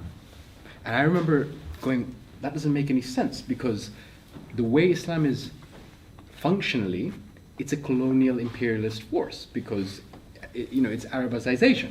And so I asked him that question. I said, Tariq, how are you supposed to tell us that we're going to be decolonizing the world through Islam if the holy book is in Arabic, right? If the Prophet was Arab, if the Rashidun caliphs were all Arab, if the Umayyads were Arab, right? And if to say right now that, and that the language Arabic is the best language, the language of paradise, how are you going to tell me that this is decolonizing if you're telling people who are not Arabs that this is the best thing since sliced bread? It doesn't make any sense. And he mumbled it for a little bit, and then he just moved it on. Because you can't. It's very difficult to do that. And so I always talk that way, because one thing that Muslims in the West understand is the concept of decolonization, because often they're coming from countries that were colonized by the British. So I use the same language. I'm Bangladeshi, you're Pakistani, you're Iranian, we understand what it's like, so you use that language. And Muslims get taken aback. When I asked Tariq Ramadan that question, a whole bunch of Muslims who were part of like the Afro-Caribbean Society thanked me later. They said, you know what, we've been thinking that, but they can't say it, right? They cannot say it. And that is the tactic I use, because I think it reaches to me. Even if you point to, but here's the thing, even if you do speak Arabic or you point to somebody that speaks Arabic that is agreeing with you, then they're going to tell, well, you're not a scholar. And then once you point to a scholar, Arab speaker that agrees with you, then it's not the right scholar. So you're never going to win in that. It's true. Yeah, it's true. If you point to a hadith, they'll be like, oh, no, this chain of narration, there was at some point someone spit on the ground, and so it's actually Hassan, and it's not, you've got to approach people based on what they understand, and for me, that's what works. You could have. Everyone can ask more than one question, but you have to get to the back of the line. It's always sunny in Mecca. It's always sunny in? It's always Sunni in Mecca. See, we got a Hey, you never know. Actually, that's not true. The man. Fatimis, right? I have a story, but I won't say it right now. Yeah, go. Yeah. So, Because true Muslims have not yet invaded it. Fatimis ever control Makkah? so They were the a question powerful- that I have is, why is it that Sunnis and Shias are still fighting each other if the initial Because reason Ali for should their, have been the. I mean, there's no longer a caliphate, and any unified caliphate pretty much disappeared centuries ago. It's not about the caliphate, it's about how you're viewing the world, and they're heretics in each other's eyes. From a Sunni perspective, Shias are heretics because they're bringing in other forms of knowledge, other ways of looking at the world, which they've, like Imams in Shiaism are infallible. From a Sunni perspective, that is heresy. Right. Originally, there wasn't an ideological difference. It was just originally the difference was who was supposed to succeed Muhammad, right? And everybody, like, Islam was Islam, but eventually it turned into an ideological difference because the source of hadith was different, and also, you know, as your sources become different, as Islam progresses, they keep going become different wider and wider. And you know, because I mean, think about it. The greatest sin in Islam is what? Shirk, right? So basically having a partner for God. What do Shias do? They pray to their imams, right? They kiss the shrine of their imams. And for Sunnis, are like, what the fuck are you? This is the same problem Protestants have with Catholics, right? Like, why are you praying to the saints? We're only supposed to be praying to Jesus, right? And you know, and also like they have like Shias have relics and things that are supposed to be holy and stuff, and the same thing with Catholics. It's very, very similar. But Shias look at Sunnis and say Muhammad told you guys that there's two things I'm leaving you with. One is the Quran and the other one is the Ahlul Bayt. And it's like, you guys are basically missing half of Islam because Muhammad's family was supposed to be what you follow after, man. Their teaching was supposed to be what you follow after. And they think Sunnis are missing half of Islam. So in America, in a Protestant country, a Catholic Kennedy was elected. So who knows, someday Makkah may be ruled by a Shia. Inshallah. You know? Can I tell a really quick story about the sunny thing? Sure. Like, really quick. So, and I always use this when people talk about spiritual experiences.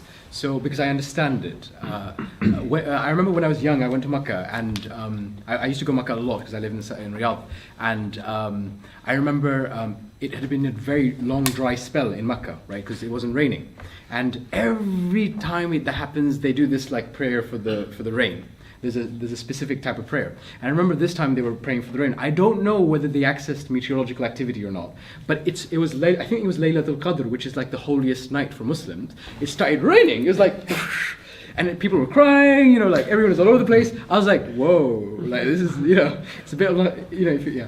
And the thing is, I get spiritual experiences because it is like, whoa, you know? Doesn't mean that it feels good. Yeah, it feels good. Yeah, And it feels good to think like you're special and something. and I can appreciate Connected that. to something broader than you. I bet actually the Saudi government just check the weather and that's why. But you know, beyond that, it was a cool experience. The internet did not exist. But so. another answer to your question is that because it's useful, right? Like, look at what Iran is doing in the Middle East. It wouldn't be possible without Shiism, right? It's very useful for proxy, people using. So religion is a very powerful tool if you want to recruit, if you want people to elect a certain people, and also you need enemies. If you want to unite people, the most powerful people to get people united in is hate, right? And for you to hate, you need a target, and Shias have been proven to be the best target of hate for Sunni governments, and Sunnis have been proven to be the best target of. I mean, Iran, as a country that usually has a lot of internal struggles, this hatred of Arabs seems to be the number one thing that unites the whole country together. The liberals. the liberals seem to hate Arabs because they're national racists, right? And the religious people hate Arabs because they're Sunni. So a funny anecdote that I found out after becoming an ex-Muslim. Umar was the second caliph, and in Iran, a Persian slave that was, after Persia was conquered, was brought to Medina, and he murdered Umar. damn right. So I was surprised to find out that Shia in Iran adore this guy that murdered the caliph, and there's actually a shrine there to this guy. Yeah, like the number one Sunni Khalifa that Iranians hate is Omar, because he's responsible for attacking Iran and making it Islamic. And when they found out there was an Iranian guy that killed this guy, that was fantastic. Here's the problem actually I have with Iranian anti-Islam activists in Iran, is because most of the anti-Islamism in Iran is anti-Arabism. Yeah. They see Islam as this foreign Arab invasion of this glorious Persian Empire as what it used to be. So it's really hard for me to connect with them. It's because they always come to me like, oh, I didn't know the founder of Atheist Republic is a fellow Aryan. This fucking Arabs, they destroyed our country. Let's try them. I'm like, yeah, no, slow down. Okay. No. That's not what we're doing here. So for what it's worth, they are right that their country was attacked and was damaged and all these bad things happened. Yeah, the issue is that they're not distinguishing between the people that did that 1,400 years ago and the average Arab today. Yeah, I met a Saudi atheist guy that I was talking to, was more of XMNA. I was like, because of the XMNA meeting. And he's like, Armin, you're the first Iranian guy that hasn't yet blamed me for ruining your country. I mean, they hold a grudge. 1,400 years and counting. Yeah, I tell Iranians, look, Japanese, the U.S. wiped out 2 of their cities, and now they're best buddies. You guys you're holding a grudge for 1,400 years. You can't let it go. Hi, so I guess my question is that you talked about the power of YouTube as well, and I've seen like there's all sorts of permutations of one worldview converting to another one, like Muslims, Christians, atheists. So I guess in your worldview, why is that? In your view, why is that? And I guess where you guys are coming from, doing the right thing, as you all pointed out, helping others, of course, as you all pointed out. How do you judge that being right and moral? Because I guess people who believe in God would say that, well, God says so. You get my point, right? Mm-hmm. How do you judge that doing whatever you're doing is right or moral? What is your base of morality, basically, as a non-believer? Yeah, and then do you have any view of like how come like reading the same books, seeing the same videos, people come to a whole different conclusion? Like, does that make sense? So for the second part, I would say that we're all different. We're shaped in a different way. Our life experiences are different. We react to the same stimuli differently. Even in, say, there's a situation that you witness and another person witnesses with you. There's a shooter situation or a show you guys watched. Your memories will be different. We all process things differently. That's normal. That's a part of being human. For the first part, Imtiaz, I think you... The question for the first part was... how do you define morality? I mean, for me personally, and this is a very personal stance, I like humanism. I'm a trustee on Humanist UK, and for me, humanism is just like taking care of people on the planet, using rationalism and things like that to process information. It's how I process information. I think for a long time I was a humanist. I just didn't really know it. Even when I was Muslim, I think a lot of Muslims have humanist ideals, which is why you get Christians that are humanists as well. But it's not that difficult. I know a lot of ex-Muslims, when they leave, that's a question. Oh, what am I going to do? How am I going to draw morality? A lot of Jehovah's Witnesses will do the same thing. A lot of other people will have the same questions. And when it comes down to it, you just keep being good as you see it.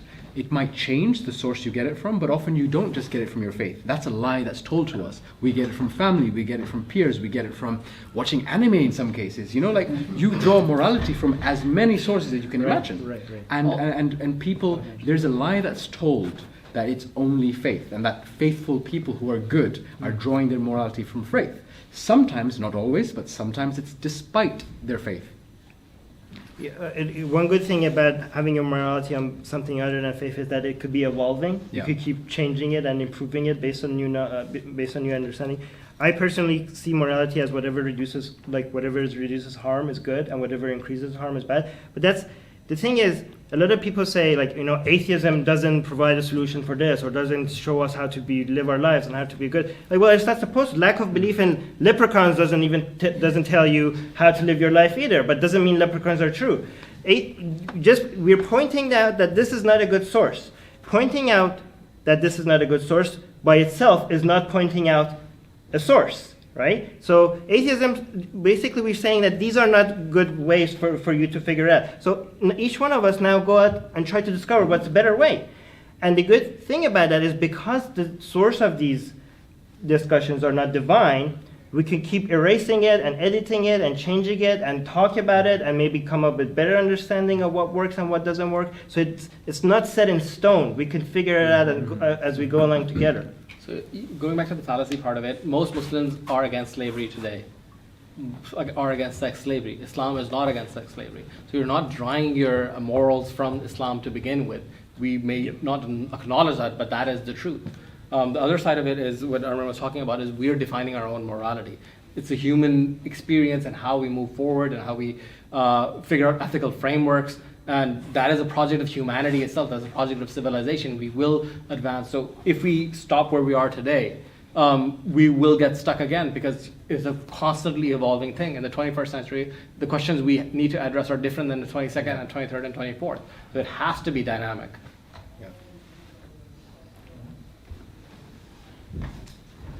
Thank you, you three, for your courage. I mean, I tell you what.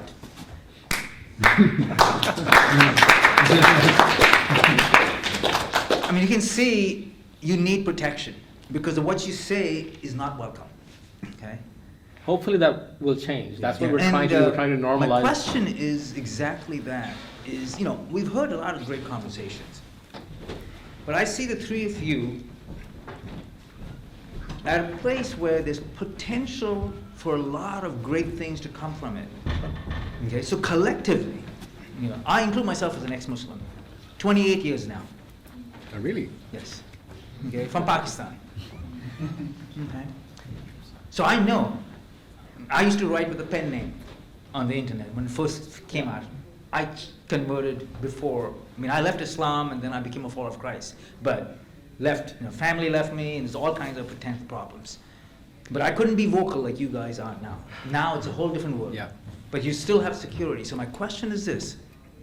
As an ex-Muslim, collectively, how can we provide a venue for others who want to question? I've heard lots of stories. I remember a friend of mine went to Pakistan, and he was visiting, and he had a question. He said, how do I know the Quran is true? What evidence is there? He got beaten up, and he still has concussion headaches, okay? So how do we get to the point where the community, this is not the radicals, this is the community, the families. How do we get them to a place where they can see that we have a choice to at least talk? Yep. And what you ex-Muslims and the organizations you represent, and then of course individuals like myself, what can we do? So what you were doing about writing, that's important. Yep. You need to speak out. The biggest thing is all of these changes happen largely on a personal, person-to-person level. You change ideas within your family, within your social circle. It's hard to hate somebody that you already love. You're integrated into a lot of different lives, and they care about you in 100 different ways. When you come out that this thing that you hated, by the way, that's me too. It's hard for them to completely change their perspective. That softens who they are. And then over time, if it happens again and again and again, the prejudice that is against people leaving Islam will start melting away. So our perspective at least is we want to normalize dissent, and we're encouraging more people to speak out everywhere as much as they can while being safe. And I honestly believe that within a few decades, the dynamics that we have faced will change dramatically because we already see so many people that are willing to stand up and say, yeah, I don't really believe this anymore. And actually, this is one reason why I think that the ex-Muslim movement needs more attention. If we could get a fraction of the attention that the Reform movement is getting, because this is something that is working. This is, like, compared to 1 year ago, the number of ex-Muslims that I've seen online that are actually saying openly that they're ex-Muslim is so different. And if you're an ex-Muslim and you can't get involved with activism, just if it's safe for you, just announcing that you're an ex-Muslim, you're helping normalizing, right? Even within your family. Yeah, you're already especially to people that love you, because it's really hard to hate people that you already love, right? So if people know, this is what the gay rights movement did here in the West. People were very homophobic, but then they discovered, oh, this person that I used to like is gay. Oh, that celebrity that I used to like is gay. My coworker is gay. Oh shit, my daughter is gay. So all of a sudden, it becomes maybe it's okay, right? So this is what the ex-Muslim movement is trying to do as well. If more people are free to say that they're ex-Muslim, I think it becomes less of an issue. And it also protects Muslims, because then the idea that people that are of a certain background are all evil starts to melt away. There's a wide variety intellectually on how we view these issues. There's a conversation that's happening, change that is happening. And that people are a lot more patient when they see progress actually happening. Slow progress is better than no. And right now the way they look at it is there is no progress. And actually, one win that I consider when you talk to Muslims, if you could get Muslims from thinking that this is wrong to Muslims that just still think you're wrong but accept you, that's a huge win. That's a huge win. So if Muslims can come and debate with you and be like, well, atheism is ridiculous, and you tell them that, well, Islam is ridiculous, but you can still be friends after that, that's great. That's what we want. That's one of the things that I've done, because my hypothesis is that I think it's very hard for people to reject other people that they like or they consider as human. So one thing that I do is, this word Islamist, so it describes people who want to bring an Islamic state or political Islam. Now in the UK we have a lot of people who subscribe to that ideology. I was one of those people, and I know a lot of people from that background, just personally and just going through life. I specifically go out to actually meet people like that. I've had Malaysian curry with lots and lots of them. And the reason for that is because I think they're human beings, right? Fundamentally they are. And when you sit and look at them in the eye and you talk to them, it's very hard for them to hate you. Very difficult. Because you're sharing food. Food is, if you're an Asian, for example, food is such an important part of what we do. And it's very difficult. So I've hosted people in my house. I know about when people have had children. It's because there's a human element to them. And I've had many of those type of people come to me and say, Imtiaz, there's something that makes me uncomfortable. And I'm not out there trying to radicalize anyone. I just want to hang out and have food. But what happens is they realize I'm a human being. They realize that my ideas exist, and they don't reflect my character necessarily, or that you can be a good person and have these ideas. And they can have conversations with me they cannot have with their colleagues. I had one guy who said, we were talking about the Beit the treasury within the caliphate. Beit al-Mal, yeah. And they were talking about how that was a great thing and all that. And I was explaining where did that money come from? Right, it came from war. And so there was a pressure to expand. And he came back later going, I've never been able to have that conversation with someone. Because you humanize it, right? And that's what's worked for me. It's different tactics for different people. But that's one negative. The first people that are speaking out will suffer. The first people that stood up for gay rights did suffer. There's no doubt. Unfortunately, it is a cost we have to bear. Yeah. Thank you. Yeah. So, listening to your comments, I feel like Imtiaz is not on the same boat as the other two when it comes to reform. He said that he's going to play devil's advocate. So no. I think I kind of understand his point, but that's where my question is. So the two of you don't believe in reform at all. So especially for Armin. Yeah, you think that we should just ditch Islam, and that's the best solution. On the other side, I saw Imtiaz saying no, it's probably not a good idea. So my question is specifically about how do you foresee a future past, like the interim part where people question their faith or leave their faith, or whatever they do. How do you see the future? So the biggest deal that exists is that just beyond a religious identity, Islam is also a tradition. It's basically in intricate parts of everybody's life. So how do you basically reconcile that issue? And the other one, specifically for Armin, when you said that it's hard for people who have good beliefs to actually put themselves in your shoes, that's understandable. Somebody who's believed in Islam, for example, for 30 years or 50 years or 70 years, Right. it's like they've built a skyscraper and then suddenly show up and you're like, oh, the foundation is wrong, let's tear this No, down. That guy's gonna take you out before anyone else hears your comment. No, that's why I acknowledge that. I acknowledge the fact that it's a very difficult, and I acknowledge that because Islam is not. We say, oh, it's just from our perspective, it's just an idea we disagree with. From their perspective, it's their identity that you're attacking. You're attacking who they are. So that's why I keep saying that. That's why I try to use analogies. It's not easy, but it works. You know how I know it works? Because I tried it. And a lot of people that think that we are bigots or racist or hate Muslims or we want to kill Muslims, because when I say we need to abandon Islam, I'm like, okay, Armin wants to kill Muslims. But when I sit down and talk to them, they see where I'm coming from. They're not idiots, okay? If you spend the time to talk to them, they see that you don't hate Muslims. They see that the difference between us is a disagreement. The solution is the investment in time to sit down and talk to people.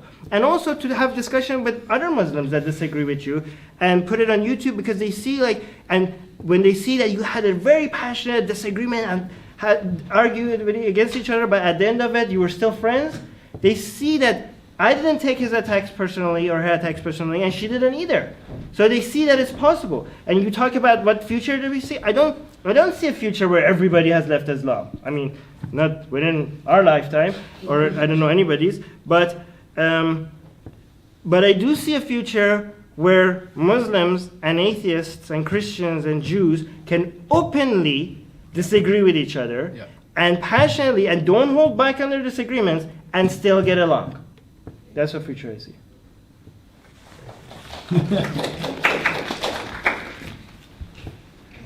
I guess maybe this could be directed to you again, Imtiaz, the reformer, and perhaps you could jump into this. When did I become the reformer? Okay. Would you see any difference if? Okay. How many of you all know hijab? The word hijab. Hijab. Okay. How many of you all know the word kimar? Okay. So my question to you is: would you see? Do you want to explain the words just really quickly? Yes, okay. Hijab is, okay, this goes into my question. Kimar is what's actually used in the Quran when it comes to the idea of covering your hair, covering your breasts. But to most of you all, most of the Western world, they know hijab. And they know that word as hijab, and which is not the word that is used when referring to this head covering. And it's actually kind of used more so as a partition, the word hijab in the Quran. But because of that, hijab is also very expansive. It's so much more than a scarf on your head. It's about sleeves and pants and looseness. So what would you think if someone wanted to just, try to do a reform and start really saying, I wear a kimar, I don't wear hijab. And the idea of, do you see any, why are those two? Why don't people know kimar? Why don't instead of hijab? And what would you take if someone started to say, just refer to a kimar? Okay, I mean, on the first thing is in terms of reform. Just really quickly, I think tactically it probably won't work. My belief is we need a web of different attempts at changing things, and I think the point with webs is that things can fail, and whether I believe something is moral or logistically correct is that they're almost different things. Again, I don't think reform will probably work, but I'm gonna be okay if you're gonna try it. You know what I mean? In terms of the question around hijab and kimar, I have to be honest. I'm not theologically grounded in that kind of whole space. I understand it is sort of covering here, but what I think almost doesn't really matter too much, because I can have that discussion with someone and be like, okay, explain what you think. And I think what people would be like, well, the hijab is an invention, it came later, and actually the covering was this and that. And, it's interesting for me, but what does it actually mean? What if I have a discussion with someone, are they going to be like, okay, you're right, hijab is not... because there's so much more than just that. If you're, for example, if you're forced into the hijab since you're young, right? The issue isn't the theological grounding of the hijab. You were forced into it, and the theological stuff came afterwards almost. People often retroactively attach Islamic concepts to things that they were forced into. If you weren't forced into it, so a lot of niqab wearers in the UK actually choose to do that, and it surprises people because people often think niqab is forced. It's not always forced, especially in the West. And the people I know who wear niqab, when I've known them personally, they're quite, I would quote unquote, empowered. They're very out there about their views. And I don't know, I just kind of feel like the discussion is almost academic. It doesn't make a humongous difference in this specific area. What makes a difference is to talk about, for me, the human right of choice. As soon as you start there, and because Muslims generally will agree with that, then you can start saying, okay, well, when should a girl be covered? Whether it's the hijab or the Quran, like what age? Okay, should they be covered? Should you be promoting from the age of puberty, 7, 8, 9, right? So I always start with these big concepts, freedom of choice, and then you can kind of filter it down. The theological arguments are almost neither here or there. It depends on the other person. Well, I don't know, because theological arguments is where you get, when you talk to fundamentalists at least, that's where the point of interest is, and that's how you can start the conversation. Because most fundamentalists agree on the conclusion and that argument. Yeah, regard to the verse, correct me if I'm wrong, but the original verse was about Muhammad just protecting his wife, and it was about covering his... That's the hijab verse. She's talking about the khamar verse, which is covering your breasts. Okay.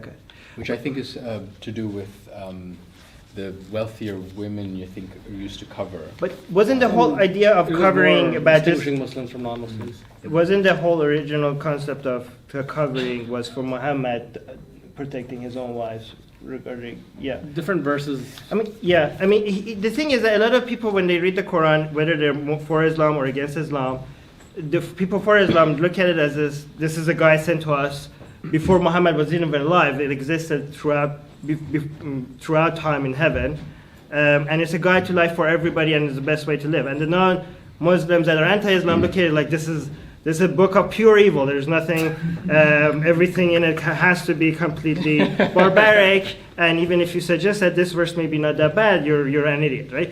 And they have this conspiracy that this book is designed to basically end the human race. Yeah.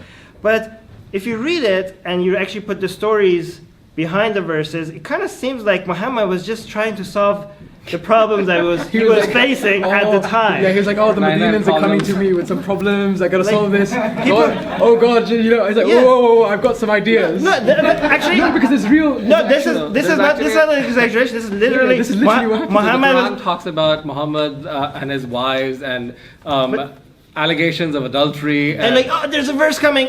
Oh, she didn't cheat on me. Everybody, God, don't disagree with God. One of my favorite verses, and this relates a little bit to the question earlier, is, not verses, the hadith. I believe it was hadith, it might be seerah, but is when they moved to Medina, and so if you know, like Muhammad was in Mecca, and then they traveled to Medina, and Medina they created a polity there. That's when Islam became politically powerful, and the hijrah, and the Meccan Muslims that came there came from more patriarchal patrilineal tribes, and the Medinans had a very different view. And there's this hadith of I think the men who are from Mecca going, hey Muhammad, listen, these Ansari women, these women from Medina are teaching our women to be all progressive and stuff. It was Umar. Umar was very anti-woman. Yeah, and then Muhammad went to the Ansari women, and they were obviously like not taking any of that from him. Yeah. And then suddenly he got revelation that said, you got to listen to your husband. And I think that's such an important insight. So basically, when you read the Quran, think about it like Trump tweets. He's just reacting to what's happening. He just noticed something and is just tweeting them out, right? It's not like It makes a lot more sense. Yeah. All right, just a heads up, we have about 18 minutes. We may not be able to get through all of these questions. We'll try to be brief. We'll try to be really quick and brief, and one person will take. Am I holding it or are you holding it? Oh, okay. Muhammad, earlier you said,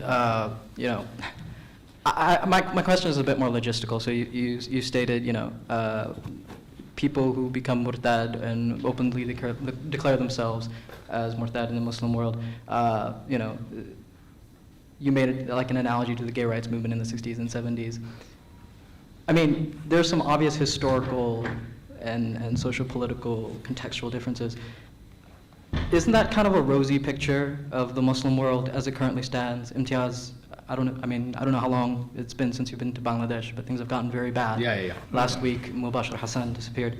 And so I'm like, this idea that, oh, if more murtads, if the murtadeen just all come out and declare themselves, you know, leave the closet, that things will just be better and that it'll normalize it. And in the Muslim world, is that not kind of a very unrealistically rosy picture? And not necessarily. So there's a lot of variation within the Muslim world as well. So Bangladesh and Pakistan, that is true. You will get killed.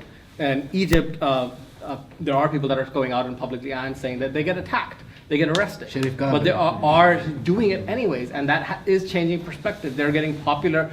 People are supporting them.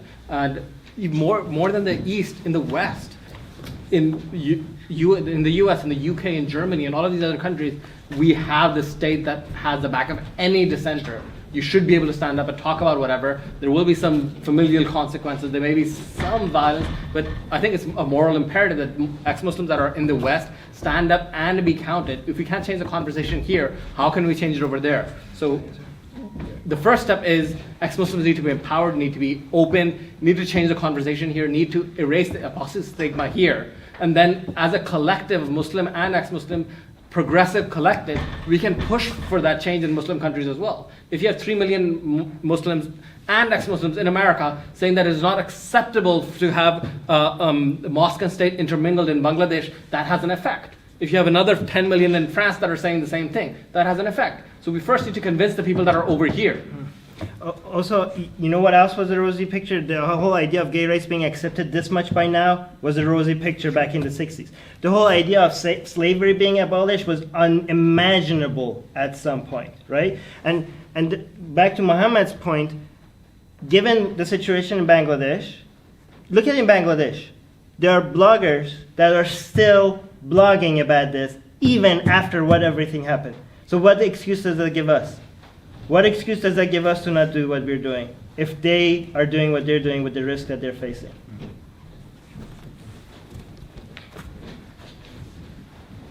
Hey, so I have a question that's a little bit outside, but still related. So you know how the partition of India into India, Pakistan, and now Bangladesh was a religious matter in the sense that the British stoked up religious tensions between Muslims and Hindus. And the Muslims were like, oh, let's have our own national state.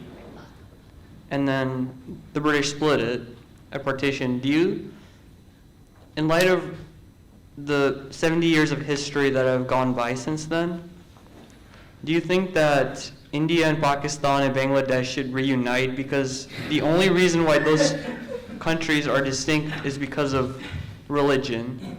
So step one, let's end religion. Step two, let's reunite. Sure. So as long as the religious issue exists, you will have problems. So if you have 150 million Pakistanis that think that Hindus are the worst thing ever, and you bring them in contact with Hindus, bad things are going to happen. So first we need to fix this problem of religious supremacy. And when we fix that, I don't see why we can't have a European Union style union in South Asia. We are all the same people. We like the same food. We like the same movies.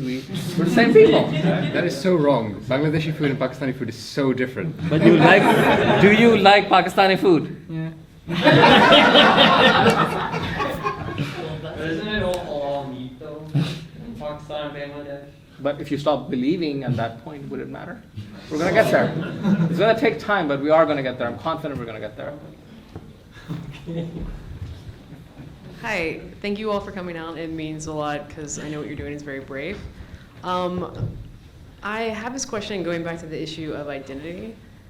When you encounter a lot of Muslims, I find that a lot of them are either closet atheist or the other variants closet Christians, but they still cling to the idea of their Muslim identity in a way that I've never encountered in any other group of people before. Can you speak to why that might be? So I'll start off, and I want to ask too. So one of the things is that as a persecuted group, you tend to pull together, and Muslims do feel persecuted in the modern context over the past. Like you have Islamists that are pushing for Saudi Arabia is pumping billions upon billions of dollars to solidify this idea of everybody that is in all of these countries shares the Muslim identity, and that has an impact. And then you also have terrorism and those sorts of issues going on, and the West reacting to that and marginalizing Muslims in various ways. So people band together and they hold on to that identity. I was mentioning the CNN host Fareed Zakaria, who doesn't believe in Islam but calls himself a Muslim, as a show of solidarity. But it's a recent phenomenon. Imtiaz, you were telling me about the... So I'll just tell a quick story on that. I give talks around the UK to different humanist groups, and we had one very elderly gentleman from a Sikh background come up to me at the end of me talking, and he was like, I won't do the old person voice, but he was like, Imtiaz, one of the things is, back in the days, us, and he was talking about brown people, so South Asians and things like that, we banded together as what we were called politically black at the time, because there was a racism towards South Asians. And we were fighting racism on the streets, in the media, things like that. And he said, what was very odd that happened is that our Pakistani and Bangladeshi, and he said brothers and sisters in the UK, suddenly started disappearing and calling themselves Muslim. And he was like, what happened was that there was this solidifying of this identity of being Muslim over being Pakistani and Bangladeshi in the UK. And I think a lot of that did come from some of the money that was being pumped, 70s, things like that, in different mosques, masjids around the country. Some of it was political. It was this, there was this concept of the ummah, this one brotherhood of Muslims that spans countries and race and creed and things like that.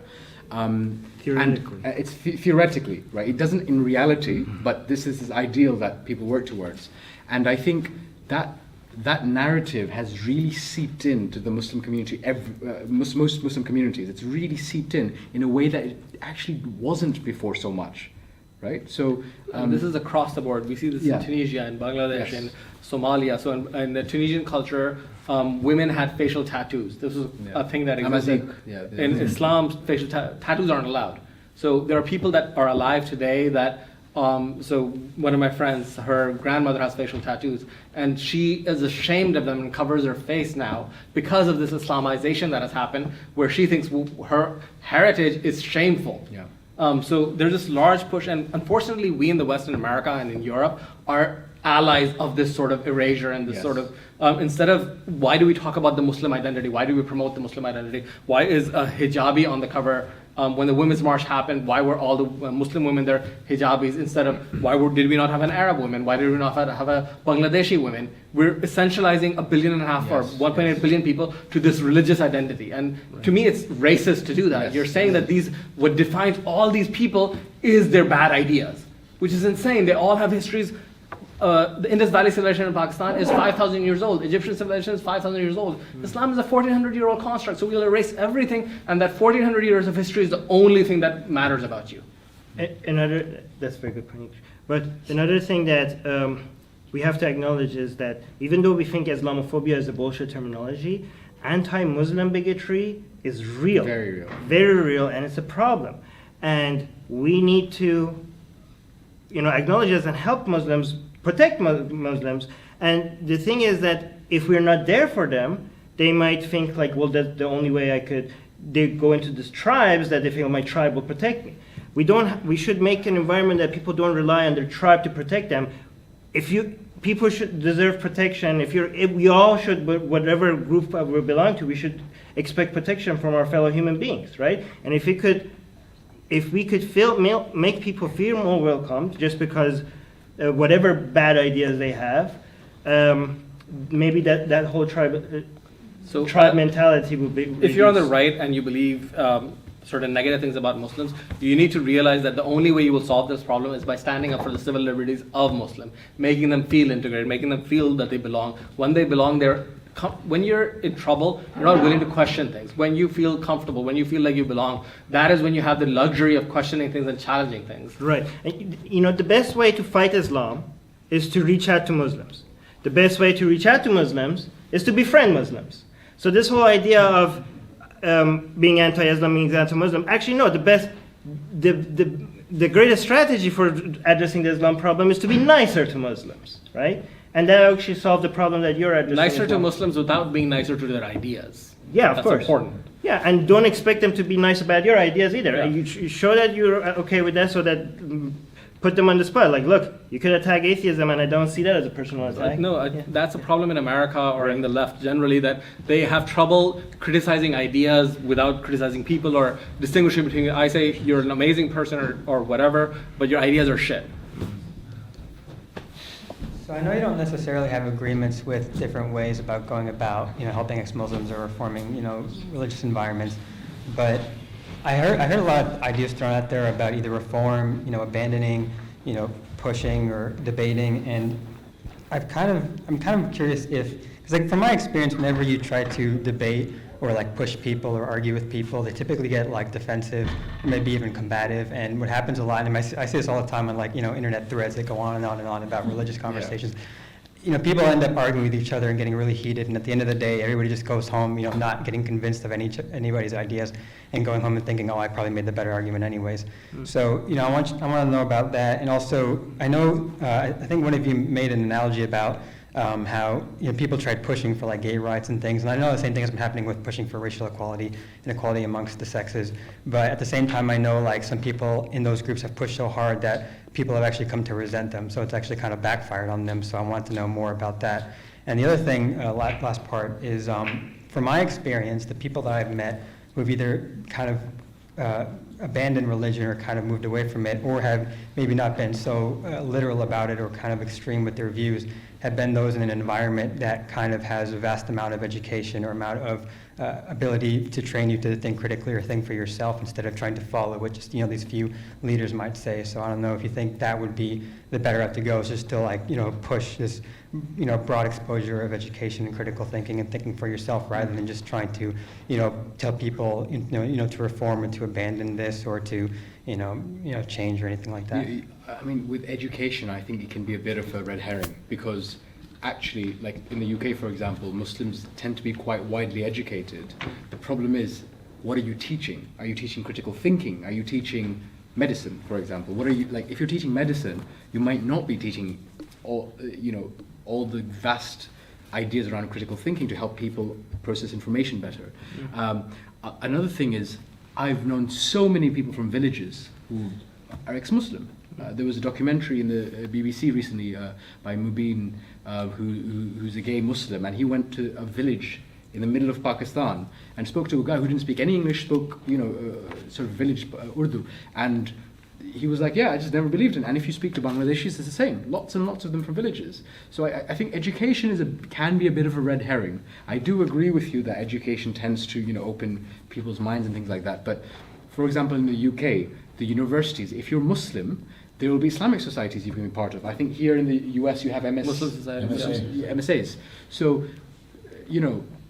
some of the institutions that you might have left in your conservative Orthodox community might still exist in universities, which limits how much exposure you have to outside people and ideas. And I think, so that's why I always like to promote not education on its own, but critical thinking, meeting other people outside your in-group, things like that. When you see those comments, you don't know how many people are reading those comments as well. Every time, if I debate a Muslim on YouTube, and that person might never change their mind, but people are watching, right? And also you have to, and we see people change their opinion all the time. It happens more than you think. It's a small percentage, but small percentage of a huge number is big, and it's influential. And you also have to reduce your standards of what you consider a win. Because I consider the win if I have a debate with a Muslim and none of us change our opinion, but we still manage to keep it friendly, that's a win, because we're showing to people that disagreements while keeping it friendly is possible. If you introduce a little tiny seed of that, that's a win. But other than these small wins, big wins like somebody completely abandoning their religion, those happen. Another thing, the second question I want to answer, regarding why push for atheism, we're not pushing, we're suggesting, right? It's we're not telling people leave your religion, you're an idiot, why God is fake. We are on our own platforms. People come to us We don't go to them. They find anybody that sees our content looked for our content. So we're getting like the low-hanging fruits because people that are looking for our content are curious about something. Why are they looking for our content, right?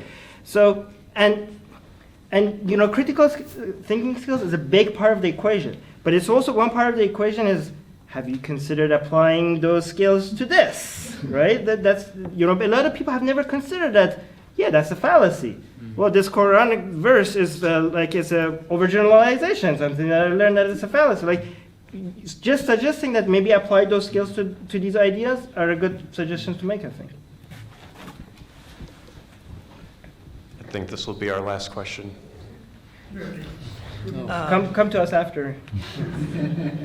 Yeah, so my question is about this distinction between ideas and people. I feel like this is not easily it's not easy to communicate this to a Muslim.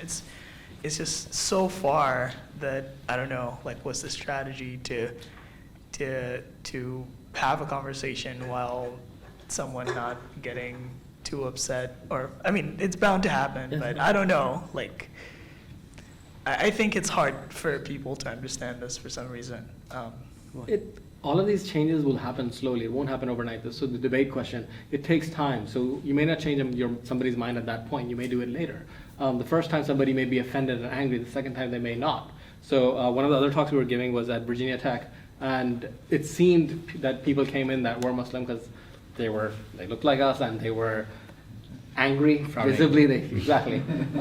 But you could see their attitude shift during the conversation because the way we were talking about civil liberties, the way we were talking about Muslim rights, the way we were talking about how we love Muslims. So you need to get to a point where you have that commonality where they understand where you're coming from. And even if you disagree, it's not dehumanizing. It'll take time for that to happen. It'll take time for you to establish that credibility with them, which is why I think the personal connection is the most powerful, where you're talking to people individually and pushing back and forth, where they won't walk out, they will have that conversation. So a lot of it is grassroots, person to person, and I think that is incumbent upon people that are not Muslim as well. So you should be able to have that conversation about Islam being wrong, and yes, and they may be offended at how dare you, but this is a project for all of us. All of humanity needs to move forward, and all of us need to work together. Sarah, who founded XMN with me, she left Islam because in her school, there was an atheist that said Islam is wrong and horrible and printed out verses of the Quran, and how could you believe this stupid thing? She was a Muslim. She said she was mad at him. She was offended. But she looked into it, and a few months later, she was an atheist. That happens. Yeah, and actually, to your point, it's a slow progress within the movement, but it's also a slow progress within individuals. A lot of people that come to you, and it seemed like at first they never... based on the first conversation that you had, it seemed like you're never going to change your mind. 2 years down the road, they come back to you and say, like, you know, when I first came on this page, I was here to fight you guys, but now I'm an atheist. There's a screenshot I've taken of this. There's one of my YouTube videos where I talk about ex-Muslim stuff, and there was someone who's angrily fighting people on the YouTube comments. By the way, YouTube comments so crazy, but he was fighting people. He's got a little and I had missed that message. So about a month later, I was like, "Hey, bro, you know, sorry, I've missed this message," and I started talking to him. And he goes, "Oh, no, I'm now an atheist." You know, he came to the fight, he left, you know. And the point is, people have their own journey. Now, one thing that I think is very interesting is, in terms of tactics, if you look at people who proselytize, people who do da'wah, you know, if they're Muslims on the streets, you know, doing da'wah. In the UK, we have HT, Hizb Tahrir. They do a lot of this. One of the things that you'll notice when you, quote unquote, debate them, they're not interested in talking to you. What they're interested in is talking to you about something while other people are watching. They're preaching to the audience, not to you. And this is something they do very well. So what I do is don't talk to them. I talk to the audience. They're more interesting to me. I've done that before. I've been talking to people randomly. One of these guys like comes up to me and he's like, "You're that guy, you know, I'm like, "No, I'm not, we're gonna talk to you. I'm gonna talk to this guy." Because he's just calm, he's talking to me, we're chill, you know? And I don't give them any airtime. And you can make that distinction between the types of people, what they're interested in. Are they able to like treat you like a human being? Are they going to spit on the street and go, "You're a murtad"? You can tell the difference, right? I would still talk to that guy because I'm also talking to the audience. Yeah, yeah. You'd have made a very good HT preacher back in the day. But here's the thing, though. A lot of people are like, "Oh, you atheists, you're just basically religious people. They're fighting for their ideas, and you're preaching your ideas." Like, they should be able to preach their ideas. But like, the problem with Islam is not people going out and preaching Islam and people preaching Christianity. What, you want us to ban them for preaching? Like, everybody, the point is that we don't get to, not that they do. Everybody should put their ideas in the free market of ideas and let the best ideas win. Yeah. I agree with you. So before winding up, just a reminder, one of the bigger things that we do is we build communities in various cities around the country. And if you're an ex-Muslim, there are people like you around. Reach out to us. It's wonderful to get to know people in your city that are exactly like you, that have gone through the same thing and have come out. So people in the audience or online, if you're an ex-Muslim, reach out to XMNA. We can help. Mention tomorrow's event as well. 17th. We're having a follow-up event on the 17th at Georgia State. We'll be talking about Muslim civil liberties while advocating atheism. Yeah, so look that up if you're interested. That's going to be a completely different topic, so if you come to that one as well. Let's thank our speakers one last time.